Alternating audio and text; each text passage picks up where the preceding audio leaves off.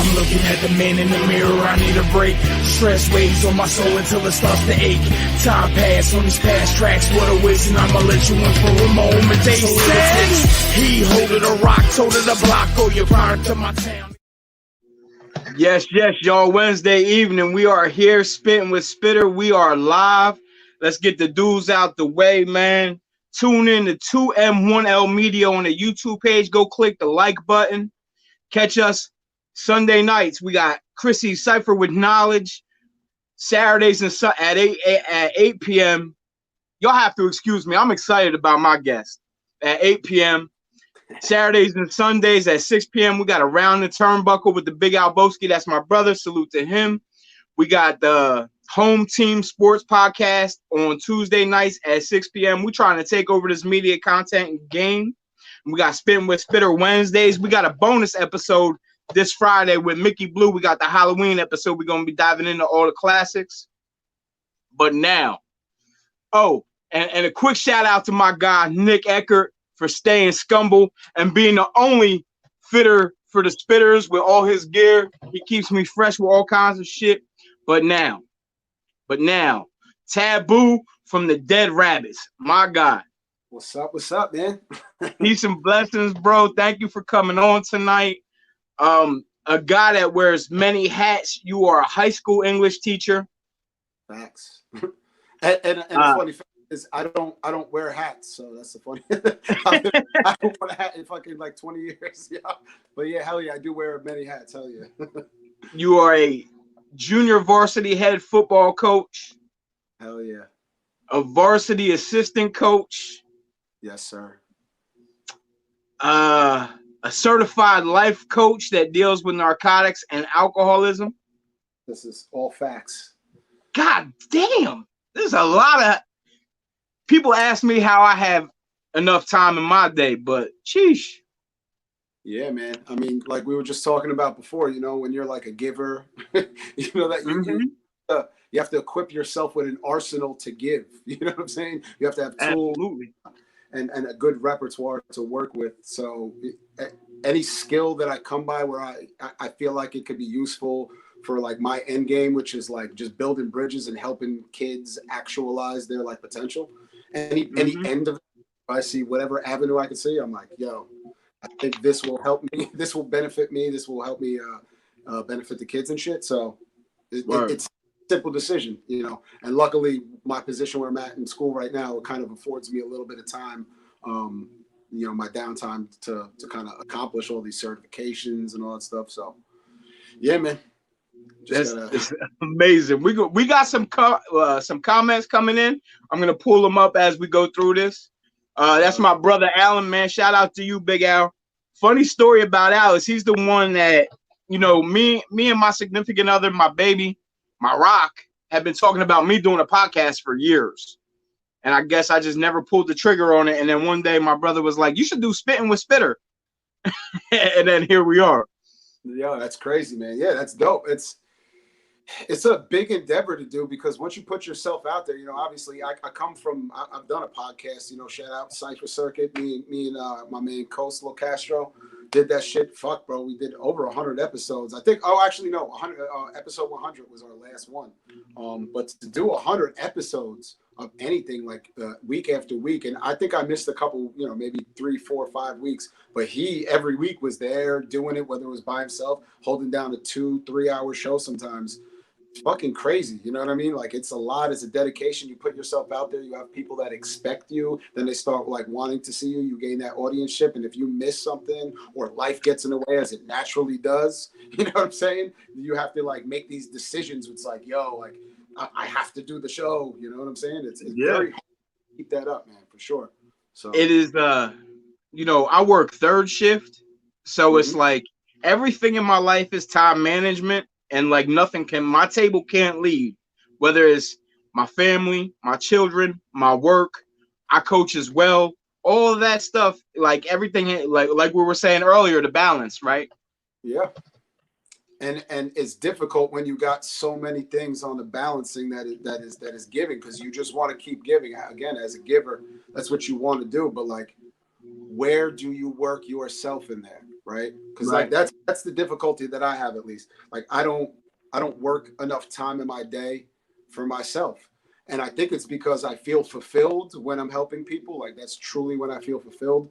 I kind of have this idea, concept, or philosophy or whatever that like people only really see their true worth reflected in other people. You know, like humans are mirrors. You know what I'm saying? You only really see your worth when you're servicing others, which is kind of what we were just talking about with the religious stuff prior to getting on. You know, in that service of people, you say, yo, man, I made a difference. You actually see a tangible difference in someone's life by you know, doing that. So yeah, man. So you started rapping in 91, right? 1991. Oh yeah. Wow. It's a long time. I know how old I am. I know how old you are, but we're not gonna do that today. But my question for you is like, so I just listened to your project, Escapism with Nem and Tabs Yeah. and Stereo and yourself. And like, you know, if you haven't, man, go to all the streaming platforms and check that out. It's an amazing body of work. What keeps you inspired decades later to continually perform at the level you do? Because listen, my guy is a wordsmith for real. Yeah, man. I mean, I think what happened is I finally realized that like it's not about rapping, because I used to kind of approach it as just like something I had to do, and this is just like my opportunity to fucking speak my story. You know what I'm saying? So it's like it's not about rapping anymore. It's not about like, hey, what words can I put together or what punchlines can I get? It's like how authentic am I being and how close to myself and how concrete is this legacy that I'm leaving behind? Like how accurate is it? How close is it to me? Which is what I feel like is super important, you know? So like that's what inspires me, is like to just kind of stay on that path. You know what I mean? As far as musically though, like I'm at no lack for inspiration when I'm rocking with people like Tab and them, because like Tab is a fucking freak. We, you know, there's like a little joke we have in Escapism that we call him like Robot Boy and shit like that, because he's literally, this motherfucker's a savant. He plays every instrument. He fucking, you know, he produces, he sings, he raps, he fucking plays guitar. He's, you know, not only that, he's like a wellspring of like just ideas and concepts, and like you give him like fucking this little smidgen of like of an idea. Like I'll send him like a little 4-bar loop or something to be like, yo, I had this idea, and it comes back as this monstrosity masterpiece, because like that's what the inside of his mind looks like. So someone like that, you know, traditionally my whole life I've just been somebody that like would wake up with words in his brain and had to write and shit. So I was always setting the pace. But a kid like him, yo, he'll set it on me. He'll be like, okay, cool, you want to set the pace, and he'll go fucking Super Saiyan on me. And then, you know what I'm saying? Like the competitive spirit in me is just like, okay, it's fucking on. Yeah.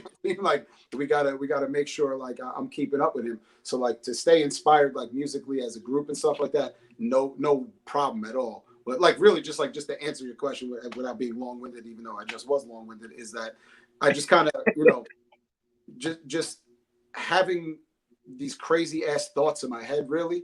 And if I don't get them out, I get really angsty and anxious, and I start feeling like angry, almost like violent. You know what I'm saying? When I was younger, I was a violent kid. I used to get into fucking a lot of trouble. I got into a lot of fist fights, hurt a lot of people, a lot of street shit, you know. So like I feel like this is therapeutic for me. You know what I'm saying? It's like that art therapy. So that's really what keeps me inspired, is to keep my sanity, to keep my balance per se. You know, your interior monologue and your exterior monologue have to reconcile to one another at some point. So that's kind of what it is. It's like speaking your truth out loud and seeing if that meets up your external reality. And that's where you meet your therapy. So that's why I'm at no lack of inspiration for it. You know what I mean? Which is, and I agree with you, because like I found myself in the same boat as far as, so I've taken like a 5-year break from music, and Right. you sent me this beat that relit the fucking fire for everything. And major salute to you for that, because it's so, not that it was so hard for me to stay inspired, but like I'm a real emotional soul therapy type writer like yourself. And so like penning everything down while my mind's going sometimes is difficult, but you sent me that beat and I'm like, let's go. Well, that's what it's like. It's when you least expect it. You know, it's that, what do they call that? Serendipity, right? So it's like you would, when you least expect it, you probably woke up on that day, like maybe it was a rough day, shitty day, whatever it could have been. And just at the right moment when your frequency and your vibration was working a certain way, that beat hit you and it was harmony, and you were like, I need that. Like it gives you life, it revitalizes you. Music is like this. I feel like music is the savior sometimes. You know what I mean? Like that shit's crazy. And it was like 4:30 in the morning. I'm like, he's not up. I'm messaging him anyway. God damn it. I need this shit. Hell yeah. We got some comments coming in. OG Rocky Flowers, major salute to you, bro. He's one of the gentlemen that made me stay in the park and lock in on the basketball court even when I didn't want to. And he taught me that hard work ethic, and he would just, he was always a stand-up. Major salute to you, Rock. Courtney Dudley chimed in. I don't know if you know her. I'm not sure who she is. Baby. No, what's up, Courtney? How you doing? Hey, Court. So you're in. So I know you from the Dead Rabbits, right? Yeah. Major salute to the Dead Rabbits. Every individual that I've met has been nothing but stand up, give you your shirt off your back. Hell yeah. And that's kind of how we formed, like the core members. We were all just fucking kids that we were all roughneck kids from Long Island that all kind of like held down our little sectors of Long Island, and we were all fucking fighters first and foremost because we're all fucking maniacs, you know what I mean? But we all could rap. We all were really good, Nightwalker, Grim, me and my brother, fucking Diabolic, East Coast, we had a bunch of dudes that were really just like thorough, like we were fucking, and that's kind of how it started, and then everybody, as it happens, man, when you have a big ass conglomerate, it gets fucking too many egos get involved, and people have ideas that are not getting heard, and it starts going left and right or whatever. But like the stage that it's at now with everybody in, and like all the people are still thorough ass dudes, man. It's just, I don't know. I'll be honest with you, man. I don't even know a couple of the dudes, you know what I'm saying? Because there's so many people, it's become something larger than even we had imagined when we first started, you know what I'm saying? We kind of were just like, yo, it's going to be fucking us that chill and go out to the bar and fucking punch people in the face on Saturday nights. You know what I'm saying? Like, that's like how it started. And that's the funny, my segue is how I met you was shout out brother Joe had brought y'all out to the Eagle Hotel, and we would rock there. Brother right He's there, man. the damn gatekeeper. And when y'all came in, I believe Grim had a ball peen hammer. Sure did. Sure did. Nightwalker, Diabolic, man. Y'all was but I think real recognized real in that authentic cloth. Yeah, you know. You guys showed love out there. You know what it was, man. And not only that, I remember because but then once we realized like that, like you said, the real recognized real stuff, we started being all right. These guys are this is like friends. These dudes are people. They're peers. So we started rocking, drinking, hanging out. Like, and I remember a couple times. And this might have been my first or second time out there. I fucking was drinking beers and whatever, and left and right. And we couldn't drive home. And Adlib, who I don't even, at that point, I didn't even know Adlib. You know what I mean? Him and I had not even crossed paths, never met one another. I probably just heard him for the first time that night. He probably just heard me for the first time that night. He was like, yo, your boys with Joe? Yeah, you can stay at the crib. He let us all stay at the crib. He didn't have to do that, man. He could just be like, nah, fuck that. Go get a hotel, bro. You know what I'm saying? Like, you were a bunch of rowdy-ass dudes with ball-peen hammers on you. Go get a fucking hotel. I don't trust you in my house. And he was good enough to be like, yo, I got this much space. You all welcome to stay here. And, from that point, I was like, see, like, that's something I would do. Like, if your boy's my boy, you're my brother. If that's my brother's brother, you're my brother. That's just how it works. So that's it. You know what I mean? Like, from that point on, I was like, you motherfuckers are family. You know what I mean? So, like, I always felt second home was like, anytime I went to, whether it was Quakertown, Allentown, Philly, like, I always felt like that was fucking second home for me, So absolutely, man, and that's what it is. It's like, it's the authentic love. Like, my door is always open. If you're in town and you need a spot, come through, and vice versa. You know what I mean? Like the 2 times that I was out to Long Island, it was nothing but love. You know what I mean? And I knew I didn't belong there, and Clockwork had brought me out there, and I knew I wasn't supposed to be there, but y'all made sure everything was straight. Hell yeah, you know what I'm saying? Oh. We done said his name 3 times, and you pop up like the candy man. Nemesis, my God. Yo, if y'all don't know, Nemesis is one of the hardest working, dopest beat making producers in the business. Hell yeah. So like that, and that's what I was saying before. Like him and I have been fucking trying to connect so many times, you know what I mean? Like fucking, and I don't even remember the first year I met him. It probably was like 2013. We started corresponding through like fucking emails and shit.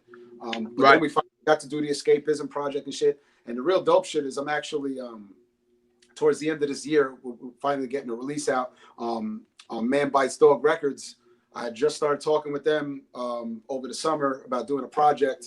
And I was like, you know, I'm, you know me, I'm always talking to you about the shit. Like, fucking, I'm always working on something. You know what I'm saying? I always got like a project lined up. So I was like, you know what? I'm going to push a couple of these projects to the side and get something done for the end of the year. So me and them is working on a seven song EP right now called the Nowhere Man. And we're going to put that shit out on Man Bites Dog Record. I think it's probably by the end of December, maybe end of December, early January. We want to get it in before the end of the year. So I'm excited so me and him can like actually, it's just going to be me and him on the project. I'm not going to get any of the rappers on. Dope. I'll probably have Tab if Tab is willing, you know, and this is why I love Tab is because anytime I've ever hit him up and be like, yo, can you do X, Y, or Z for me? He fucking does it, no questions asked. And he does it pretty fucking quick and he does it way better than I could have imagined. So I'll probably have him sing a hook or two if he's willing, you know. Tab is one of those creative. I've never heard anything like the kid. You know what I mean? He's different for sure. That's what I meant. That's why we call him Robot Boy. We don't even believe he's real. You know what I'm saying? We sit around and, you know, we get into some zones, escapism. We're all a bunch of crazy creative people. We eat mushrooms. We fucking smoke trees and shit. We, you know, that's what we do. We blast off and we just start jamming. You know, we like, there's some times where we don't even talk for like fucking 2 hours. You know what I'm saying? Right. We're just creating, and I'll be sitting there writing rhymes in my head, and Tab will be jamming on the guitar, and Paulie will be playing the drums, and Jade will be humming melodies and shit. And somehow, some way, like we just revisit these things and keep that energy, this connective tissue with all of that material, and we kind of are able to just like warp in and out of the netherworld, like to do that shit. And it's something else, man. It really is. It's nothing I've ever experienced. I've been in so many collectives, as we just talked about, Dead Rabbits. You know, I did a project with my brother, which was a dope ass experience. You know, rocking. I know you said you have a family member, right? You have a brother and shit. Mm-hmm. Right. So like, I mean, getting to do anything with your brother, any type of projects or whatever. You know what I'm saying? That was dope as hell too. Me and Grim got to do a project together. Me and Walker have done shit together. But like this stuff that I do with escapism is just different. It's the musicality level is just something that I was not used to. Right. It was dope because I got to have like real dope conversations when we first formed. Tab and Jade stepped to me. We were out one night. We went to go see Duncan Trussell somewhere in Manhattan. We were just like watching. Hilarious. He's the man, right? We were watching a live podcast, the Duncan Trussell Family Hour or whatever. And we were just talking and like, you know, since you know me from the Dead Rabbit days, like I'm known to be a little more aggressive and shit when I get on my battle rap stuff. So with this stuff, they kind of both stepped to me. They were like, listen, this is what we require. Like, this is what, and it wasn't like, yo, you have to do this. It was like, yo, this is going to work better for you. Like, people are going to be more receptive to this because like, you know, and it was something in my vocal tone that always bothered me too. It was like when I would get like too aggressive, like the mid to high range would like, you know, be piercing and kind of like, you know, fuck up people, you know, it kind of turns people off like, oh, you know, unless you're into that aggressive shit. So They were like, oh, yo, you need to like, you know, let's try to back up off that and like feel it more instead of like just like coming at it with your aggressive nature because you're an aggressive fucking maniac. Why don't you just like relax? You know what I'm saying? Once you talk to people as opposed to yelling at them. And it's dope because it actually changed it changed a lot of the way I look at life because I was always an aggressive. So I started approaching life that way where I was just kind of like I tried to be a little more gentle, you know what I'm saying? Like talk to people a little bit more. Same, you know, same way. Like the intro that I played was like the first serious song that I recorded, right? And I don't know if I can make my voice sound like that again. I don't know if it's feasibly possible. Like just because I think I'm calm in my old age, which is needed. You know, we got a bunch of comments coming in from your peoples though. We got Brad Johnson. Thanks for doing this, guys. Taboo is the truth. You're damn right he is. We got an Ian Simon. Peace to both of you. Taboo, you're along with your brother Cole, are one of the best MCs I've ever heard. Again, thank you for sending me the got a CD free along with the Bad Karma mixtape for free. still gets heavy rotation and the best true hip hop albums I've heard in the past decade. Yes, yes, Sir. yes. So, you Tab know, is and it's not to showboat or gloat, but like, again, see, like, that's that giving mentality. Like, my man hit me up, like, yo, I'm a big fan of this shit. Like, I like your music. Like, you know, fucking, I can't really find it anywhere. Can I get it? And I was just like, you know what? I don't even have a fucking store set up right now. And I didn't even, just like, I was in that day, I was like, fucking, this kid just like took it upon himself to be like, yo, I just like, I admire your shit so much and it has such an effect on me that I need it and I'll pay you whatever you need for it. I was like, fuck that. I'll give you that and some other shit for free. Here, take it. Cause that means more to me. absolutely. You're fucking $10 or $20. So, And we talk about like, you know, I have this conversation with a lot of people. Like, I'm not ever concerned about views or who watches or whatever. Like, because I know there's a core, and I hate to use the word cult, but like cult following for everything I do, whether it's music or podcasting or just motivational speaking, whatever. The people that show up, and that means more to me than anything. Like, people hit me like, that song saved my life. I said, well, my God, thank you. You know what I mean? It's crazy, man. That's like, I think all the stories that I tell of like the most valuable or like redeeming shit in my life come from stuff like that. You know what I'm saying? Like, I remember when I was younger, I made a song probably back in 2010 called Bulletproof. And my man Nick, he hit me up and he was like, yo, I'm having fucking open heart. So he was like a young kid. I think he was 19 at the time. He had something irregular with his heartbeat and he had to have heart surgery. He was nervous, obviously. He was scared and shit. And he was like, yo, he's like, I asked the doctor if I could like keep headphones on playing your song when I had my fucking open heart surgery because I was so nervous. And that's the only shit that calmed me down before I went under. He's like, the last shit I heard was I'm bulletproof. Dude, that like still to this day, and that was like, I don't even know, man. Maybe it was like 8-9 years ago. That to this day is still like probably one of my favorite, if not my favorite moment in life. You know what I'm saying? Like, I was like, holy shit. Like, I never thought that I would have like an effect on somebody in that manner where they would care or my music would like give them inspiration in some way. I made that shit because I was feeling weak and I was feeling like fucking downtrodden and like I couldn't get off my own fucking, you know what I'm saying? Like, so Yeah. It's dope that somebody, and he's from Washington. So it's dope that somebody 3,500, 4,000 miles away from me heard that shit through this advent of the internet and was like, yo, I found power in your words. I connected with it. I'm like, holy shit.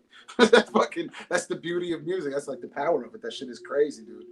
So facts. Like, we got Mr. Bird, what up, cuz? Yo, yo, yo. I got one of my cousins chiming in. Phil, what up, cuz? My brother chiming in. Your podcast fans are the Spitterites. For the millions and millions of Spitterites in attendance, my brother's wild, man. So you're a high school English teacher. Hell yeah. So yeah. How does that work, Tab? Because I know a whole different side of you than Mr. English teacher. Yeah. What started you on that journey? Because that's not an overnight thing. No, not at all. So like, the funny thing is, in high school, I was a horrible student. I was actually one of the worst kids that went through my high school. My older brother probably being the worst kid that went through the high school, and he was 3 or 4 years older than me. So like, as soon as he graduated, I was coming right up behind him, causing ruckus the same. So I was a horrible student. Never thought about any type of, college or any shit like that. Or I never wanted to go back to school. I literally got letters from when I left middle school and I, actually, matter of fact, I got my senior year of high school, I got kicked out of school because I used to come to school every day and just cut and play basketball in the gym. So for my junior and senior year, it was literally just come to school, fucking smoke weed in the morning, play basketball all fucking day. You know what I'm saying? Like, that's all I did, man. So I had a horrible grade point average. I literally didn't give a shit about anything, man. I was selling drugs. I didn't give a fuck. I was like, what do I care? And then I started working in the family business, doing construction and shit like that. And I remember being up on a roof one day. It was like, it was mid-July. It was me and my dad. We were just sitting up there. We're just like talking, having one of these deep philosophical conversations. I got two parents, luckily, that are really good people that like are very smart. They're common folk, if you want to call them that. Like both blue collar people, but they are fucking smart as the day is long. So I had these dope ass conversations with my dad, and he just like looked at me very seriously. He's like, "Why are you up here?" And I'm like, "Cause you fucking are paying me." You know what I'm saying? Cause like if I don't, I'm gonna bust my ass probably. Like, what are we talking about? And you know, he was very serious. He's like, "Yo," he's like, "if you really want to honor your mother and myself, like, use your mind." He's like, I've been climbing up and down these ladders for 40 years. He's like, I don't want that for you. That's not like, I don't want you to continue in this business. Like, we're not doing construction. Like, fuck that shit, dude. He's like, this is a dead end business. This is a whore business. He used to call it a whore business. He's like, you got to whore yourself out. He's like, and I don't want you to whore yourself out like that and wreck your body. He's like, use your mind. You're smart as hell and you're going to help people. Same time, I had a good girl in my life, my ex, and she kind of challenged me and was like, "Yo, what are your excuses? Like, why won't you go to college and do this shit?" And I had 1,000,001 excuses, and she had 1,000,002 answers. You know what I'm saying? So that was it. She was like, "Yo, like, you're either scared or you're lazy. Like, which one is it?" And I was like, "Neither." She's like, "It's one of them," and she's right. I was definitely afraid to exhibit my skills and my know-how, because the last I left off, I was a horrible high school student that had no ability to achieve anything. So I had no belief in myself. I was not, I didn't have a lot of discipline with myself at the time. So like, I didn't have any belief that I was going to be successful. You know what I mean? Right. But fear is a wonderful driving force when you learn how to channel that shit. Mm-hmm. You know, like, I sold myself short for years. I'm a drug addict. I'm a felon. I can't do this. I can't do that. And now, every chance I get, I every goal, you know, I try to smash. And again, it's because I have the right people in my corner. You know, Jackie, my wife, she challenges me for everything. You know what I mean? And that's, I need that. I can't be with someone that's not gonna drive me. You need, you know what I mean? Yes man does nothing for you, man. You know, you need to be challenged. Like they say, iron sharpens iron, man, because like, you know, once you hit that wall, it's going to let you know what's sticking and what's not. Right. So like at the end of the day, she wants to see the best of you. You know what I'm saying? So that's why she's doing that. Oh shit, I got a low battery already. My phone's almost dying. I'm gonna have to plug this shit in. Hold up real quick. Oh, he missed the heads up. Charge your phone, kids. We good. Oh, I charged that shit. It's because I put them headphones in before, so we good. Word. But yeah, Chuck Jones, what up, cuz? She just wants to see the best in you, so that's why she's gonna challenge you, man. And that's like, it's the same as a coach. It's why you challenge your players. I get on my best most. The kids that are like, you know, I've one player. He went to Yale this year, and I have a bunch of other players that like were D1 quality kids. Those are the kids that I would talk to the most serious. You know what I'm saying? Those are the kids that I would say, listen, you know, I'm going to talk to you like a man. Like, this is what it's about. It's about mindset. I don't give at the collegiate level, everyone's your size, everyone's your speed. There's freak athletes that you ain't going to be able to touch, but most people are your size and your speed. Like, you ain't special. Here's what's special about you. This mindset. Right.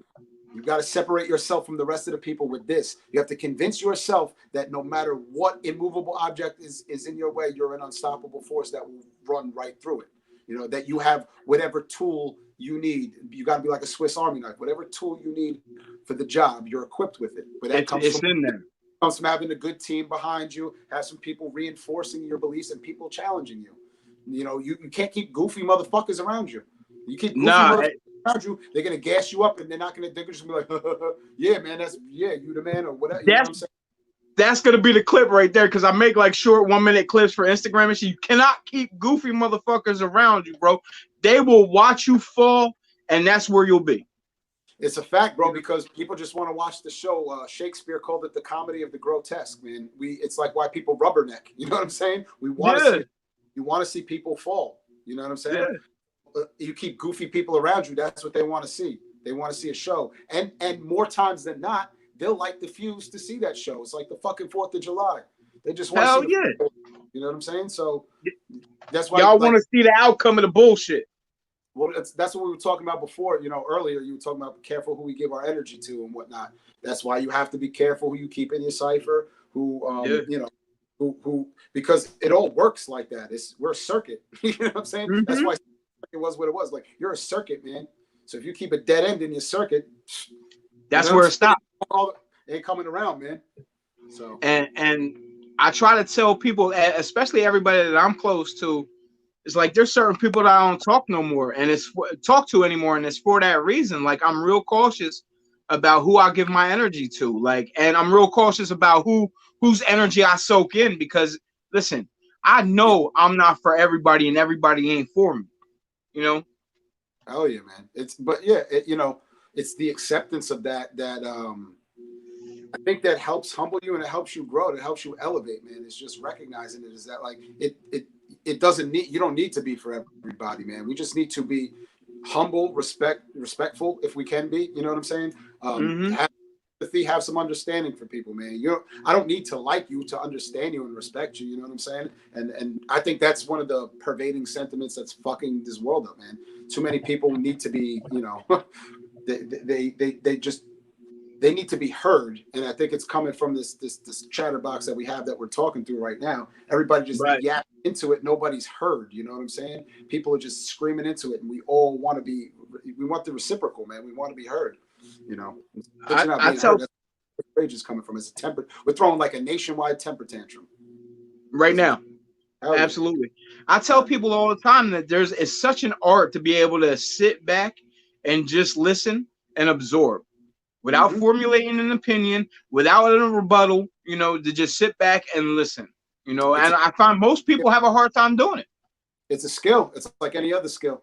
If you Yeah. wanted to throw a fastball, you wanted to, be able to do anything else, shoot a free throw, whatever. You know what I'm saying?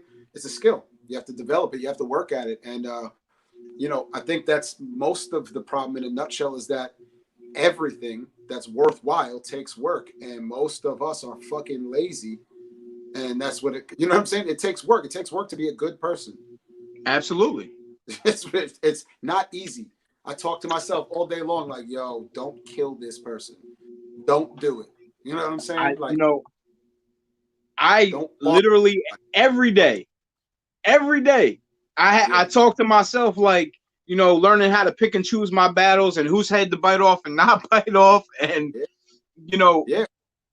You know what it is, man? I mean, I have this like little philosophy that like when I look at people, and this helps me empathize with them too, but like every person I see is like I still see the little kid inside of them, which right. I'm not excluded from that. So there's still the little kid that wants to fucking punch people in the face when he doesn't get his way or doesn't understand something or is frustrated. He just wants to be like, oh, cool, Agent of Chaos style. Let's burn this whole fucker down then.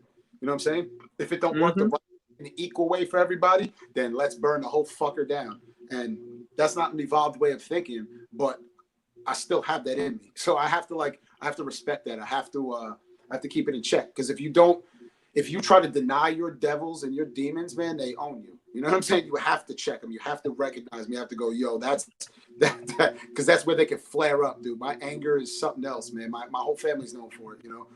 That's why I'm such a nice dude. Anyone you would talk to that knows me in the past like 5 years, they'd be like, yo, he's like the nicest dude. He's like sweet, even like people call me sweet and nice. I am. I like pride myself on that. But like, yeah, yeah, there's still a monster that creeps inside of there. You know what I mean? So There's a reason for that. hell yeah, dude. It's a training. That's what I mean. Like it takes training. It's a skill that I had to perfect to keep myself like because I just had to really come to the realization that I don't want to be that monster, But it's Hmm. denying your own nature. So to deny your own nature, you have to work at it. Absolutely. You My know? brother just chimed in. He said I had a first blood match with myself and he lost. Mm-hmm. Hell So yeah, dude. to segue a little bit, what made you want to get certified in life coaching and being a drug and alcohol counselor? Hell yeah, man. So the position that I'm in school, and this will kind of bring it back to the last one, right? Hmm. The last 3 years, what I've been doing is I've been doing like the discipline position, which has been ISD, right? So like a lot of the kids that come in, I wear, like as you said, I wear many hats in the world, but I also wear them in the school, whether it's tutoring, writing letters of recommendation to colleges for kids, or working with the leadership or whatever, So there's like a lot of things I end up doing there, but my main position is I work with discipline, right? So like traditionally, that's been like a punitive structure in that room. It's just been like you come in and fucking sit down and stare at the wall and do your work. We don't want to hear from you. Put your phone up here. Kind of treat them as somebody that's lesser than, that somebody needs to be spoken at and not spoken with. So I got in that position and I was like, I'm not working that way, because I was that kid. You know what I'm saying? I spent Right. many days in detention, many days in ISS. I was like, there's no fucking way I'm doing that shit. You know what I'm saying? Right. So the population I end up working with are the troubled kids. You know what I'm saying? It's kids that are just troubled, kids that like are going through shit. And, you know, I work in an affluent town. People are, we have money over where I'm at. I'm in the suburbs, but kids still got problems. It doesn't matter if you got money. Money doesn't fucking solve problems, man. It causes more problems. Right. So these kids got problems just like everybody else. So I end up like, you know, kind of serving as like that role model and the person they can come talk to, man. And I may be the only one in the school sometimes that is that, you know, like there's a scattered few teachers that have that connection with the kids, you know? So just recognizing that and my effect, and like, I have a pretty good success rate of recidivism in the sense that like kids, they'll come back to visit. They don't come back making the same knucklehead decisions, because like they don't come in there and I don't start challenging them and telling them where they're at. I'd speak with them like, yo, what's up, man? What happened? What was your intentions? I try to teach them results-based thinking, really. And that same mindset transfers over to the life coaching, transfers over to people that have lived in the narcotics and the alcohol lifestyle and the mindset. You know, you have to have a result in your mind and then reverse engineer it. That's how you work your way towards it. You know, you can circumvent the obstacles, and you can kind of guarantee your success a little bit more. You know, and a side note to all that. So like, that's like just professionally. The side note to like why I want to work with that specific population is just from the time I was probably like 16 to maybe the time I was about 30, I lost, I'm going to say about 30 friends, maybe 25 to 30 friends to drug overdose or drunk driving accidents and shit or whatever it may be. So I have a shit ton of experience with that. Not only that, but like friends, even currently, I just lost 2 friends last year, and 2 years ago in their 40s, man. My homie that grew up right down the block from me, we grew up on the same street, 41 years old. This kid had 9 lives, but his 9th life caught up to him. You know what I'm saying? He overdosed one night. Finally, his mother had to find him. You know, another friend, he's 40 years old. Same thing. He died 3 months later. They were friends, man. He died 3 months later. Same overdose on the same shit. Was doing dope. Had some fentanyl in it and overdosed on it. His autistic son found him. You know what I'm saying? Probably scarred him for life. So there's a lot of reality in that, man. There's a lot of heavy weight to that. There's a lot of stuff that like it's around me for a reason, so I can recognize it or not. So I do recognize, and I recognize my ability to not only that it's around me, but my ability to affect it in a positive way, because I've seen positive results with it, with this population in the school and with other populations and just my friends that I've grown up with. You know, I've talked to a lot of my friends to addiction. I've had a lot of addiction in my family. You know what I'm saying? So like, I'm versed in it without even being certified. I was already versed in it, you know? Listen, if nobody told you today, let me be the first, bro, to tell you thank you. And I appreciate what you're doing, right? Because I do the same thing, and it's not getting any easier out there, No. and we need more people like you I to appreciate tackle this shit head on, bro. I agree. You know, it's yeah, it's crazy because it's everywhere. You know what I'm saying? Like, it's just everywhere. It's indiscriminate. So like, again, man, it's those skills like we were talking about. If you want to be helpful, actually, there was this dude in my school who like I don't get along with very well. We kind of work across the hall from one another. It's kind of like a jealousy issue because like he's one of the guidance counselors, he's a social worker, and like kids. Oh no, wait, he's the school psychologist. So kids should be going to him. You know what I'm saying? And my office is right across the hall. His office is right across the hall. So they're essentially coming to a fork in the road. Should I go to this motherfucker who's qualified to do this shit, or should I go to this guy? So, and they end up coming to me more often than not. So there's a little bit of jealousy there. But he stepped to me and was like, yo, I know kids are having conversations with you about this stuff. You got to protect yourself too. So get certified to just, be able to speak to kids and understand the confidentiality and understand where you're mandated to report and all that stuff. As a teacher, you're a mandated reporter as it is. So like, I understand the circumstances, like where it's serious and the severity of things. But yeah, man, it's just, again, it's the service mindset. Like, where can I help? So again, knowing that I have this effect and seeing my, with my experience with kids, with coaching, with teaching, I looked at it and I was like, what don't we have, man? What I see a deficit for is a youth life coach, right? And I'm not even going to be, I'm not even call myself a life coach. I'm going to be a youth mindset coach. You know what I'm saying? It's really just talking to kids and getting their mindset right and helping them understand how to make a result happen. You know what I'm saying? How to create short-term goals and turn them into long-term goals, how to accomplish them, and how to do it on your own, because a lot of kids don't have support, man. I'm lucky I had two good parents. A lot of people ain't like that. A lot of people ain't. So I ain't just gonna sit back in the tower and just sit up here and count my fucking gold coins. You know what I'm saying? I have to go spread them. That's how my parents taught me. That's how I was taught to be. They were like, yo, my parents were fucking driving across the border in Mexico and picking up orphans in the 70s and shit, and driving, like, smuggling them across the border and shit, you know? So, like, this fucking, it just runs in the family. This is just how we roll. So, you know, we give back what was so freely given to us. Hell yeah. You know, and people ask me all the time why I do what I do, and it's just like, I just want to be a service. You know what I mean? That's all. Yeah, man. Real simple answer. That's where, again, you know, that's where you see your worth, man. You see this reflection. You know, we're all mirrors, man. So you're like, yo, I actually made a tangible difference in this person's life. I did something where, like, I could see, like, the cause and effect relationship of me being there. You know what I'm saying? Absolutely. And if you concentrate on it and you give a fuck about that you being there and that effect that you have, and you say, you know what, if I stack a bunch of those up and they're all positive, hell yeah, dude. What did I do? I just planted a whole bunch of positive seeds throughout the entirety of my day. Every person I interact with. And listen, I'm not going to sit here and be all utopian and be like, you're going to be like that every day, because I sure as fuck ain't like that every day. No, me neither. You know what I'm saying? But when I can be, when my energy's right and I focus a lot, again, anything worthwhile is work, man. So I work on my energy. I got to focus on it. I work around kids, and you work around kids, man. Before I enter that building and before I go coach or before I do anything, I sit down and I let my shit. I'm like, yo, I have a mantra. I'm just like, let it go, let it go. I let go of everything I got going on up here so that I can be present for them, because it's important. It makes a fucking difference. There's so many kids, they're at a critical juncture in their life, and it makes a big ass difference me showing up for them in the way that I do. I know it does. I see the results of it. So, you know, that to me is a reward that is, you can put whatever price tag you want, because I don't get paid well. You know, you may think I'm a fucking teacher and get paid well. I don't get paid well at all, man. I'm broke as shit. You know what I'm saying? Right.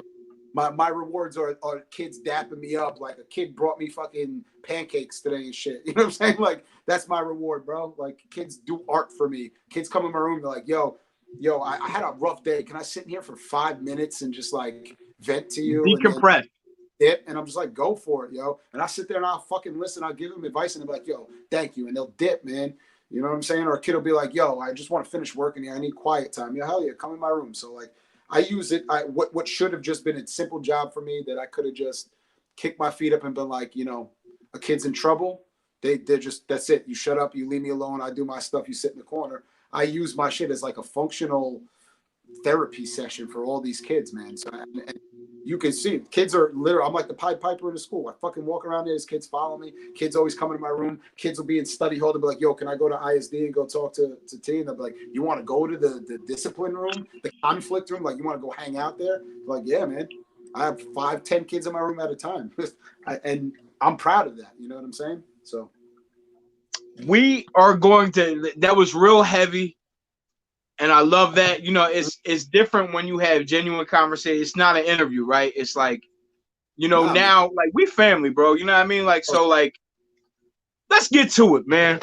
Hell yeah. Who's your top 3 rappers of all time? Woo! Before we get the fuck out of here tonight, who are your top 3 rappers of all time? Holy shit. Yeah, surprise. Yeah, so, like, I'm a huge hip hop fan, man. You know, I mean, obviously. And I don't want to be like, I'm such a technical fucking teacher, man. I categorize shit. Like, I'm like, yo, we talking like just all together catalog, career, all this shit, man. Like top 3. I'm gonna break top 3 lyricists. My favorite rapper of all time is A$AP Rock. I said that before. Mm-hmm. I think he's the rapper of all time. He's the only dude that raps and makes me feel this big when he raps. Like, I just feel like I feel like he sees the world in such a macroscopic, magnified way that's like well beyond like my realm of understanding. I consider myself a pretty smart, overstanding, a well-versed person. But yeah, that's what he does to my brain. Not to cut you off, but we just got a deep question coming in that I think you need to answer. What we got? This is my significant other, my better half, my wife, Jackie. I have so much empathy for the younger generation, but I don't know what we all can do. What's your advice for all of us that have young adults in our lives? What can we do to help? Yeah, so I find this works the best with kids. Transparency. You have to be as authentic and transparent as possible. Kids have a human inborn bullshit detector. They know when they're being put on. They know when they're being lied to. They know when they're being misled. Like, I could give you all the adolescent psychology shit. Like, don't pick an argument with a kid and lose it because then they lose respect for you. Nah, man. You have to be authentic and you have to be honest with kids in a way that is not deemed acceptable by mainstream culture. In the way that, like, you know, an interesting conversation, I guess, to have would be like, when's the time to talk to your kid like an adult? And I always say, like, when they approach you with adult-like questions, that's the time to start treating them like an adult, because that's their indication. We have to listen more. You know, kids readily let us know what they need. They just don't do it in a way that may work for us. You know, and it's not about us. If it's about raising them, you really have to sit back and listen, and it has to be in a transparent way, and you have to connect with them, and it can't be judgmental, because once a kid feels like they're being judged, they instantly shut down, alienated, and they're putting up walls. I've said this philosophy to people many times, so people who know me probably have heard this. I have a simple philosophy. It's like in every interaction you have with a human being, I don't care if it's your son, your brother, your friends, a stranger on the street, you have two choices. And I know life is very complex, but you have two very simple choices. You can build a bridge or you can build a wall. And if you try to really approach life in that simple, and that's how I try to approach every interaction with a human being. You know what I'm saying? For instance, you were like, yo, give me that beat. Like, I love that beat. And you weren't like on some shit like, yo, you weren't trying to like big dog me and Debo me. You were like, not at all. Nah, you just loved it so much. And you were like, yo, fucking, I love that beat. Like, I really want it. What do you want for it, essentially? And I had a choice to build a bridge or a wall right there. I could have hot posted like many producers do, or many rappers do, and be like, yeah, here's my fee, or yeah, okay. You know what I'm saying? Like, thought I was somebody who I wasn't. You know what I'm saying? And perpetrated something who I wasn't. I want to be the person who I envision myself to be. Who I envision myself to be is somebody that builds bridges. So that's why when you presented the opportunity to me to build a bridge, I built a bridge. And it's the same thing with your kid. Your kid's going to give you, and younger folks do, because they're so lost and they feel the same disarray we do. They're just well acquainted with it because that's their everyday. We're supposed to be more with the answers. Their everyday is not knowing shit. You know, they swear they know shit, but they know they don't know shit. So it's really just listening to them, and when they give you an opportunity to build a bridge, to not bullshit them. You know, cut them off at the pass. Like when a kid comes in and bullshits me in my room, and they'll tell me something. I'll be like, listen, man, we both know that that's not the reality. I'll tell them what the reality is, and I'll be like, listen, I'm not going to judge you based on it. I'm not trying to hurt you with this information. The only way for us to fix and remedy the situation is for both of us to be transparent. When a kid opens up to me, I open up to him right back. When a kid's like, yo, I did this with my boyfriend or girlfriend, or yo, I did this with this kid, or yo, I duffed this kid in the face. I'm straight up. I don't high post. I'm not like I'm a teacher with a tie on and like I've never lived that life. I'm real with them. I'm like, yeah, man, listen, this is what I did. And I give them testimony just like you would in church, just like you would in anywhere else. Like I lead by example. I model it for them, and I let them know that, listen, man, you made a mistake, and that's okay because you're a human. That's who we are. It's actually part of the building blocks of who you are. But here's a beautiful choice that you have right now. You can be defined by this moment, or you can evolve from this moment. So essentially, Right. you have two choices. You have this stumbling block or a stepping stone. You're either going to continuously stumble over this and let people tell you who you are and let the situation always be who you are and be the narrative that defines you, or you can evolve from it. But you have to, and then you have to ask kids critical questions. Who do you want to be? And it's okay if they don't have the answer. It's okay if it's a rhetorical question, but you have to pose it. It's a seed. It's these seeds of positivity, of critical thinking, of analysis that you have to start bringing to kids. And the only way to do that is to be transparent and treat kids like adults, man. Once a kid's in like middle school, it's go time, man. It's go time because life is coming at them fast. If as a parent you think that they're not experiencing the worst of culture, you're crazy, dude. A 13-year-old is wild, bro. They're making sex tapes like you do not know. You know what I'm saying? Kids tell me everything. That's what, you know what I'm saying? I have a great rapport with all my kids because I'm transparent. They know who I am and I know who they are. I see them. They see me. We recognize each other. Through that, we feel bonded and connected. That oxytocin is released. We feel connected, you know? And you have that inherently with your kids. But you know what I'm saying? Like these kids tell me everything. A 13-year-old right now, they're doing some shit, bro. They're getting involved in a life that, like, yeah. So when they're 12 years old, it's about time to start getting real with them, and you have to be transparent. Absolutely. Man. Show them reality. Absolutely. You know, my sugarcoating of anything, those days are over. Like when people come to me, they know what they're getting. Simple. Oh yeah. When I talked to my dad like a man, when I was a kid, my dad handed me boxing gloves and was like, "Okay, let's have a man conversation." You know what I'm saying? Oh, you're feeling manly? Okay, let's talk. Let's have that man conversation. He was like, my dad used to box in the Navy and shit. He was like, let's do that. You know what I'm saying? This is how I learned how to talk. Talk with the hands first, you know? So yeah. That's why I'm so fond of the UFC and fighting and all that shit. You know what I'm saying? That's I'm gonna ask you some rapid fire quick questions before we get out of here. Go ahead, man. Khabib or John Bones Jones? John Jones. Okay.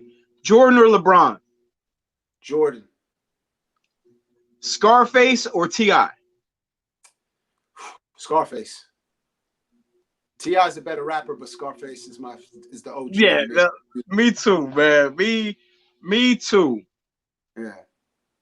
Shawn Kemp, where's he ranked with you? Because that Rain Man is one of my favorites. I told you he's my all-time favorite player in the NBA.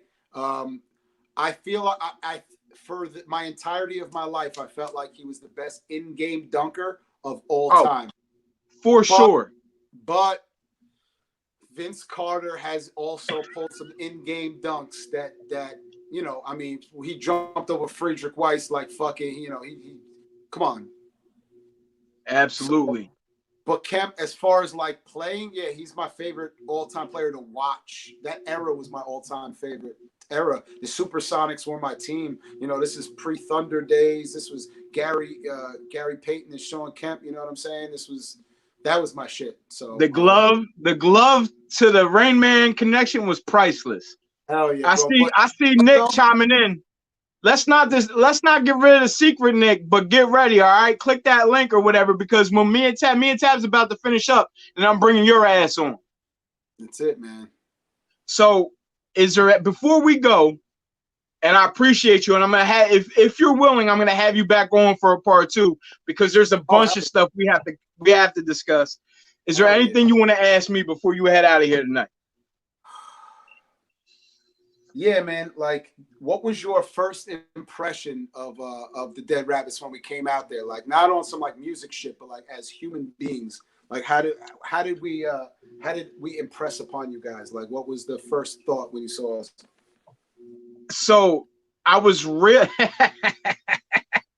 I was real like guarded because y'all not from where I'm from. Everybody's rappers. Everybody has egos, right? And it took like a 3-minute conversation with Nightwalker and Diabolic and you and Grim, and immediately it was genuine love. Hell yeah. You know what I mean? Yeah. But I also know at any moment that bar could have got turned upside fucking down and it'd have been different in there.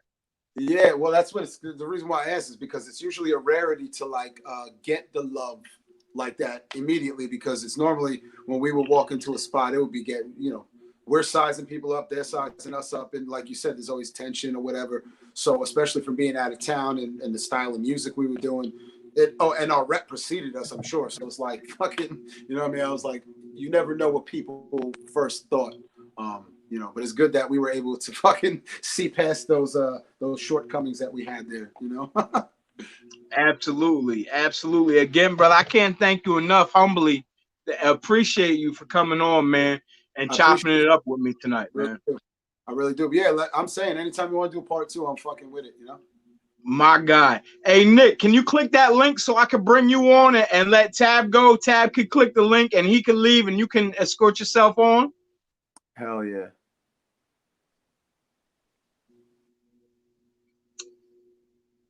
There we have it, man. That was Taboo from the Dead Rabbits this evening on Spittin' with Spitter. Much appreciated, my guy. Hey, Mr. Scumble, if you out there, let's go. Pew, pew, pew, pew, pew, pew. There you go. Hold on. Oh, it's Scumble time. I don't know how to do this. I'm all backwards. Turn that down. Jesus Christ. What are you doing? How do you put out videos? I'm out here drinking some beers with my girl by the fire, waiting to talk to you and your beautiful self on the internet for all these lovely people. Word, give me 1 second. I got somebody knocking at my door. I think it's my dog. But you see the effing awesome?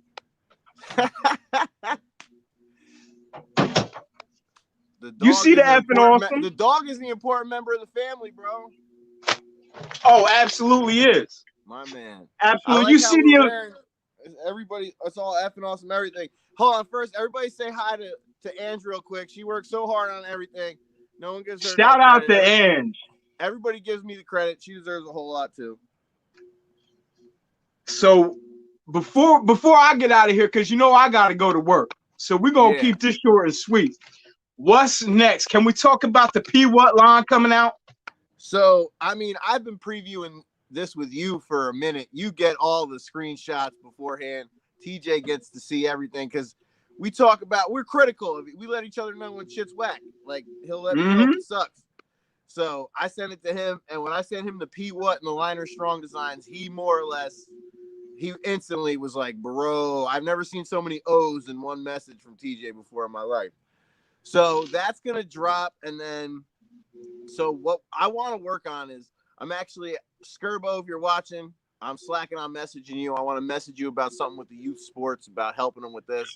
Maybe we sell more shirts, we give more stuff, buy kids some equipment, whatever. But I will talk to you about that later. But I would like to do that with it. I would also like to, I want everybody at the P-Bird game wearing that shit, like, period. Like, that's what I want to see. Like, I want to see P What all over the place. I want to see people telling me they went to, like, Ocean City, Maryland and saw another person from P-Bird in a P What shirt. Like, that's what I want for this line in particular. We got to, of course, Nick comes on. We got some comments coming in. Jackie said twinsies. Of course. I'm good. He's evil. Y'all met us. You know what? All too well.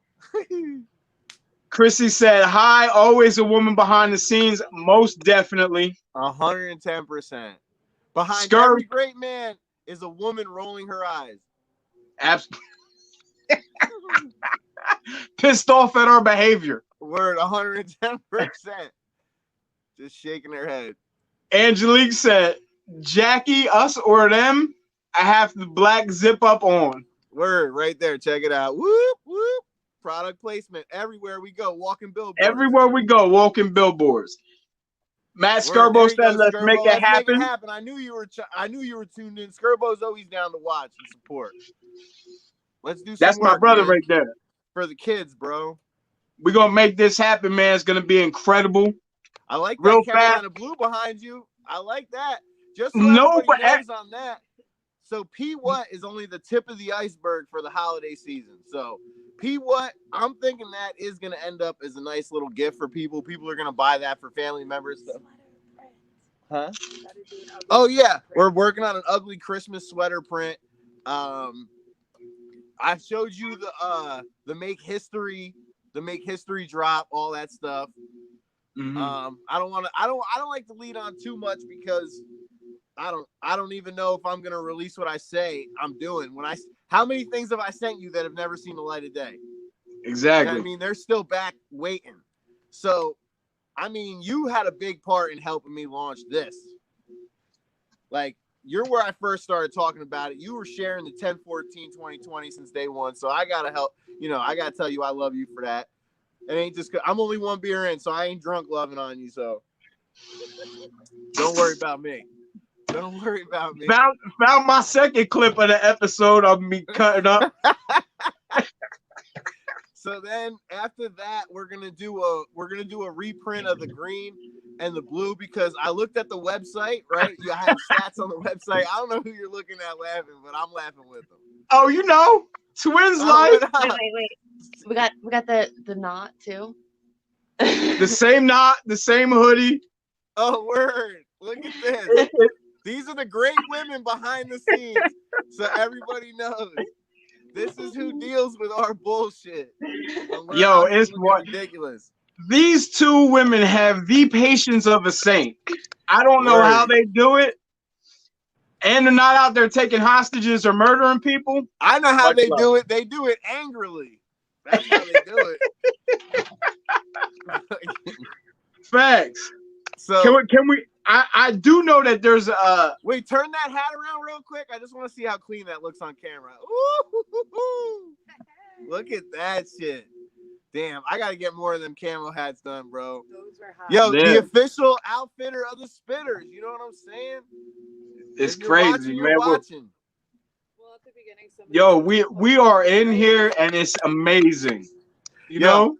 I love you. When you told me you wanted me to pop in on the Halloween episode, I knew it was an important episode. So I chimed in a little bit at the end with Taboo. And like, you guys are talking on some like real heavy, important shit. Like some people might have been watching what you were talking about and like that might have changed their life. So then I come on with a fucking sales pitch after an hour of some uplifting. So I almost didn't want to sell anything. I just wanted to come on here and talk shit with you. But www.fnawesomeapparel.com. I'm a salesman at the end of the day, and I'm fucking shameless. There's always a plug. I love all of you, and I love TJ and Jackie. They deal with my nonsense. Whenever I come drop off with them, it turns into like a half-hour conversation. I'm playing with all the animals. Let them know. Animals love me, so if you got dogs, I'm coming through. The animals we got guinea pigs. We got guinea pigs now. My babe loves the guinea pigs. Our guinea pigs' names are Piggy Smalls and Fluff Daddy. This pod has officially run amok. No, it's gone off the rails. It's totally off the rails. This is a double date on Spittin with Spitter after dark. You know what I'm saying? Yo, for real. This has been when you're trying to unscramble Cinemax and you can't get. And if this is what you got, imagine how many childhood would be ruined if me and you were what they saw on Cinemax, DJ. Ooh.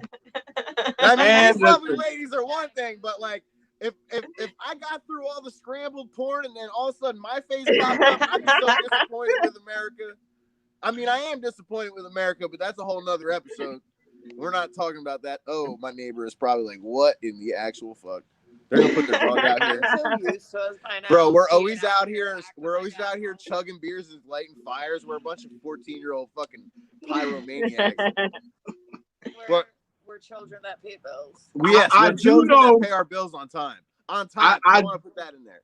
Absolutely. I do know that there's one line that you're gonna drop, and I'm not gonna say it on here. I'm gonna text it to you. That needs to happen immediately. Oh, I mean, I'm just saying, like, I've already been thinking about that. I already know what you're talking about. It's it's algebra. I'll just put it like, me plus you equals us. You know what I'm saying? So. Oh no, not even that one. It's the savage one, but with a TH. Oh no! Oh my god! About that. Oh, that's gonna be real savage. It's gonna be awesome. You know what I'm saying? I love how at this point everybody is watching us hang out. Like it's not even like a fucking real pod. Somebody There's would message actually you right people now. watching too. We can see it on here. Hi. There's a certain person with a corny name who might hit you up right now and be like, "Are you in charge of your podcast or is he?" Yeah, TJ might not throw shots, but I will. So if anybody's watching, tell them at me. 908-902-2243. I ain't scared. Talk to me. It's okay. Oh Lord. I don't know where the fuck she just went, but we're out here chilling. So I'm gonna turn this. She had enough. She had So enough. listen. So we'll get back on the rails. Let's get back on the rails. And I'm so glad you're involved. I feel like this is so organic and fun, and this is what makes something like this cool. You know what I mean? Like we're just chilling. Like we're both at our houses chilling, talking about doing better. Absolutely. And that's the best part. So anybody who's watching this that has known me and TJ, just, you know, if you're working on something, just keep doing it. Like, Yeah. that's my uplifting message after the uplifting episode that you got to watch. I don't have much because I had a long motherfucking day. So I don't know how much uplifting I got. I don't even know how uplifted out of this chair I'm going to get. I might just pass out on you next to this lovely fire. My neighbors hate me right now. Oh, God. I hope none of them got work tomorrow. Yo, but the one people that live next door, bro, they're fucking always listening to loud, crazy-ass music, and they got a parrot that talks, and that shit screams. That shit Have you says, tried to teach it to say anything yet? at like 2 a.m, bro. Scared the shit out of me the first time I heard it. I thought we were being invaded by aliens. I thought that was it. Chrissy chimed in and said, "I'm jealous that she don't have a drink." I mean, Miss Christina, I just bought a case of wine off of Groupon, so come over. okay. I got you. Okay. One more box gets delivered to this house. Listen, It was now a you good know deal. what's in them fucking Amazon boxes. Bruh, the Amazon guy must be like, dude, these guys got a problem. Like, Yeah. when they Yep. stop at my house. But I feel like there's so many people like that now. He just thinks everybody's got a problem.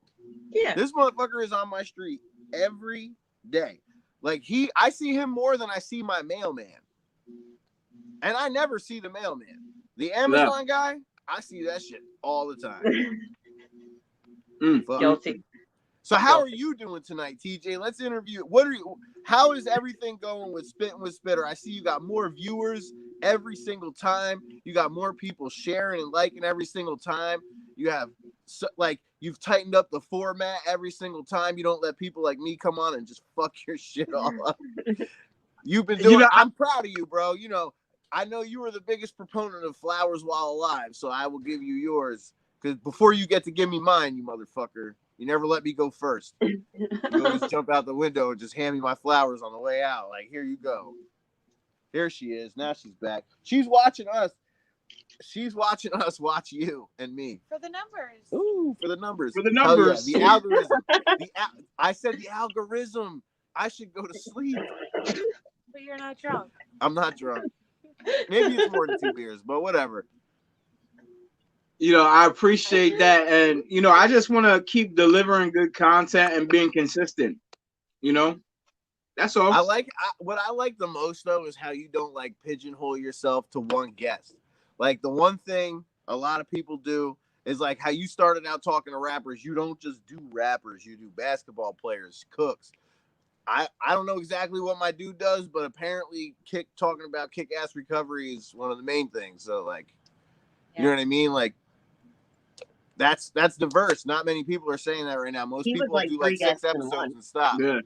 They shout out to Taboo, because he's like 3 guests in one. He's a rapper, an English teacher, a life coach, a peer mediator. Like I would never assume a rapper because he was just talking like, and a teacher though. That makes sense just from hearing him talk. That makes sense. Yeah. Dude definitely had some good shit. You know what I mean? Absolutely. I got some things up my sleeve going into the new year. I know. I'm saying, like, I know we were talking about, you know, some certain apparel you want to put out, and I know we're gonna work on some stuff for you. I know there's some people who might get upset by what they see come out, but you should have did the work when asked. There's other people, you know, stink face. It's okay. It's okay. Nick's drunk. You're gonna see. I just want to let everybody know you're gonna see a whole lot of me and TJ working Absolutely. together. Before you've seen us intermingle MCs for MS, And then charity everybody will events. Look at you guys and be like, how the fuck did they get those two beats? Yeah, no, yeah. Well, hey, that's rough. That hurt. Yeah, I'm not even gonna What say what did she you said say? because we're all gonna cry after that one. What But was that? I just want you guys to know we're gonna do a lot, especially for the town of Peaburg. We both do not live there right now, but we will do as much as possible for that town, regardless of how far we go. And the P what thing is the start of it.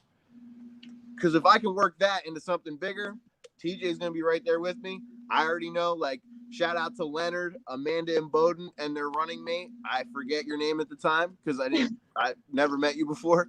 But if they know you and they co-sign you, you must be a good dude. So I really hope they win. I'm not sure how that's going right now. I know they just did the voting recently. I hope they count it all up, and I hope you win because you deserve it. And I went to school with Leonard, right? And the reason Leonard always stuck out to me is because he was like the star fucking football player. Like when I was in high school, nobody was better than Leonard Bryce. You know what I mean? Nobody. And he was still the coolest dude with everybody. He would talk to you no matter who you were. He wasn't too cool, none of that shit. So to be like that his whole life and then want to help kids, that's somebody you want in front of kids. I don't have kids, but if I had kids, I'd want them to hang around with a dude like Leonard. Period. So Absolutely. if anybody's watching and there's still voting to be done and you haven't decided yet, I don't know how behind the ball I am on this, but if I am, I'm sorry. But if not, fucking vote for them, please, because the kids need them more than some old people who just want a title. Angelique's out of control. P what? Felix. Phillipsburg. Yo, I love you Let me guys ask so you a much. question. Hey, yo, real fast. If people don't know, he's a scumbag and I'm humble.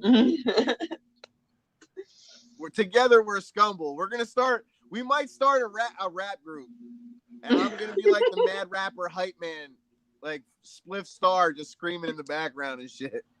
No real verses, just nonsense. People would buy it. Come on, bro. You know they'd fucking buy it. 100%. 100%. We could. I bet me and you could just start an OnlyFans and me and you talking shit on people, and I guarantee we have fucking so much money in the bank after that shit. No doubt. She's like, what? That's not where she thought that was going at all. At all. But listen, I gotta take my ass to work. I think you need to take your ass to sleep.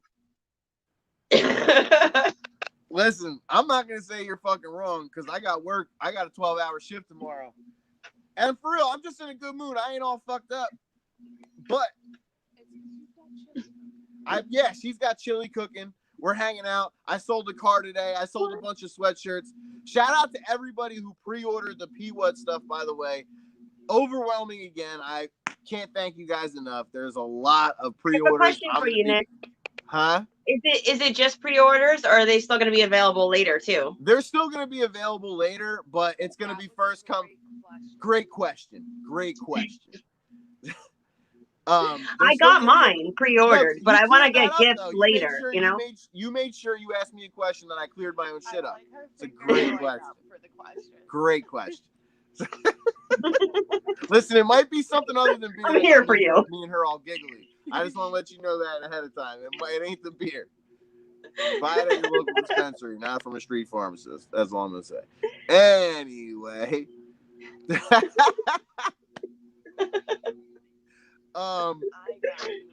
So what were we talking about? We're not really The pre-orders and the pre-orders. So it's not just pre-orders. It's gonna be first come, first serve after I do the orders. It'll be like you're guaranteed if you order by Sunday. So if you order by Sunday, I place the order on Monday. I'm gonna be placing a pretty decent sized order, so it's not like, nobody's gonna have a chance at them after the pre-orders, but I'm also not buying enough where I'm gonna be able to clothe every man, woman, and child in Phillipsburg. Okay. So, So cop get them it in while now you if you can. can. I'll be doing a reprint leading up to the Thanksgiving Day game. Now I know they playing it at Maloney Stadium, right? Yeah. So I know Peaburg people are going to be outside that fence. They're not going to be inside, but people are going to be in their trucks outside that fence. And all I want to see is when I drive by is just absolute till I can't see anymore P-What shirts and Liner Strong shirts. Not to take away from the school store, which I want to somehow shout out to Anthony Gonzalez. He bought a couple clothes off me, and he gave me an idea about contacting the school store and teaming up with them. I don't want to make, I didn't copyright the Liner thing, so I don't feel like I should profit all the way off this. I just had an idea on it. So I kind of want to give back to the school. I just don't know how yet, so I haven't announced how yet, which is why nobody's hearing anything. But after pre-orders, I'm not going to order everything. Now, if you pre-ordered some of the certain T-shirts or crew necks or any of the long sleeve shirts, I'm not going to order a lot of sizes of those. But if you're looking for a hoodie, long sleeve shirt, one of those ladies jersey tees like you ordered, you'll be able to get them. You'll be able to get whatever you want. But at that point, hopefully everybody in P-Burg's rocking something, and me and you can just sit back and smile because we called that shit. Absolutely. I'm loving looking at that hat, bro. I got to get more camo hats made. It looks good with the green hoodie. Yeah. Absolutely does, man. I'm excited. The camo looks not bad for a dude who's half colorblind. But with that, I was gonna say, let me let you. I can talk all damn night. I'm gonna let you go to work. I'm gonna let you go get your grind on. I'm gonna hang out with my lady. We're gonna hang out by this fire, and I just want to thank everybody. I appreciate you for bringing me on once again. We'll do another full format day one day. I feel like we should interview somebody together. I feel like that'd be hilarious, but that's another conversation. Yeah. The eyes open up. Imagine that shit. Yeah. So, everybody have a good night. You guys especially. I love you guys very much. I'm glad we got to all hang out. Everybody say good night to my girlfriend, Angelique, the love of my life. She's my favorite. Hold on. This just in.